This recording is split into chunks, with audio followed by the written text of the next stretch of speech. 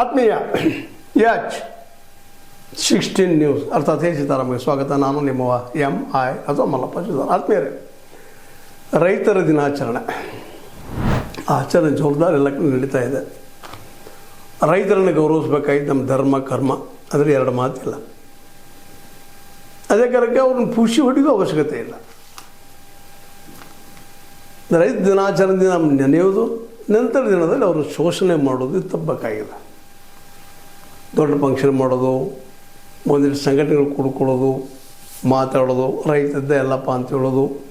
ಮತ್ತು ಜನ ಸುಳ್ಳೇನಲ್ಲ, ಇವತ್ತು ನಮಗೇನಾದರೂ ಗ್ಯಾರಂಟಿಗಳು ಸಿಗ್ತಾ ಇದ್ದರೆ ರೈತರ ಅಕ್ಕಿ, ರೈತರ ಗೋಧಿ, ರೈತರ ಜೋಳ ಇವ್ರು ಬೆಳೆದ್ರಿಂದ, ಇವರು ಕೊಟ್ಟಂಥ ದಾನದಿಂದ ಇವತ್ತಿನ ಸರ್ಕಾರಗಳು ನಾವು ಗ್ಯಾರಂಟಿ ಕೊಡ್ತಾ ಇದ್ದೀವಿ, ನಾವು ಗ್ಯಾರಂಟಿ ಕೊಡ್ತಾ ಇದ್ದೀವಿ. ಅದು ಮೋದಿನೂ ಮಾತಾಡ್ತಾರೆ, ಸಿದ್ದರಾಮಯ್ಯನೂ ಮಾತಾಡ್ತಾರೆ, ಇನ್ನೊಬ್ಬರು ಮಾತಾಡ್ತಾರೆ, ಕಾಂಗ್ರೆಸ್ಸಿಗರು ಮಾತಾಡ್ತಾರೆ, BJPಗರು ಮಾತಾಡ್ತಾರೆ, ಎಲ್ಲರೂ ಮಾತಾಡ್ತಾರೆ.